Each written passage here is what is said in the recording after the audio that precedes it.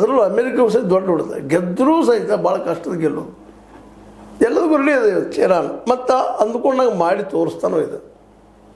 ಆದರೆ ಅಮೇರಿಕೆಗೆ ಈ ಕರ್ಗ್ ಐಲ್ಯಾಂಡನ್ನು ಗೆಲ್ಲುವುದು ಅಷ್ಟು ಸುಲಭದ ಮಾತಲ್ಲ.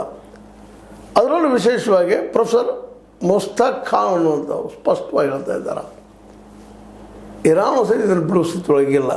ಅದು ಇರಾನ್ ಈ ದ್ವೀಪ ಬಿಟ್ಟರೆ ಅದು ಆರ್ಥಿಕವಾಗಿ ಲಾಸ್ ಆದಂಗೆ, ನಾಶ ಆದಂಗೆ. ಚೈನಾನೂ ನಾಶ ಆದಂಗೆ. ಚೈನಾಕ್ಕೆ ಒತ್ತಡಗಳಿಂದ ಎಣ್ಣೆ ಬರ್ತಾಯಿಲ್ಲ. ಹೀಗಾಗಿ ಚೈನಾ ಇರಾನ್ ಒಗ್ಗಟ್ಟಿನಿಂದ ಇದನ್ನು ಹೋರಾಟ ಮಾಡೋದು ನಿಶ್ಚಿತ. ಯಾಕಂತಂದರೆ ಇರಾನ್ಗಿಂತ ಹೆಚ್ಚಿಗೆ ಇದು ಅನಿವಾರ್ಯ ಆದಿದ್ದು ನಮ್ಮ ಚೈನಾಗೆ. ಅದನ್ನು ಯಾವುದೋ ಪ್ರಸಂಗ ಹೊಡಿಬೇಕು, ಇಡೀ ವಿಶ್ವದ ಮಾರ್ಕೆಟನ್ನು ನನ್ನ ಕೈಯಾಗಿ ತೊಗೊಳ್ಬೇಕು ಅನ್ನೋಂಥ ಕನಸು ನಮ್ಮ ಟ್ರಂಪ್ ಅವರು. ಹೀಗಾಗಿ ಇವರ ಕನಸುಗಳ ಮಧ್ಯದಲ್ಲೇ ಈ ದ್ವೀಪ, ಕರ್ಗ್ ದ್ವೀಪ ನಾಶ ಆಗಿ ಹೋದಿತ ಅನ್ನುವಂಥ ಆತಂಕ, ಭಯ. ಇದರ ಸಲುವಾಗಿ ದೊಡ್ಡ ಯುದ್ಧ ಆಗ್ತದಲ್ಲ, ಮಹಾಯುದ್ಧ ಅಂತೇಳಿ.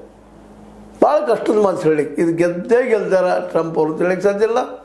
ಇರಾನ್ ಇದನ್ನು ಉಳಿಸ್ಕೊಂಡೇ ತೀರ್ತೈತೆ ಅನ್ನೋದು ಹೇಳಲಿಕ್ಕೆ ಸಾಧ್ಯ ಇಲ್ಲ. ಇರಾನ್ ತನ್ನ ಇದ್ದೆಲ್ಲ ಶಕ್ತಿ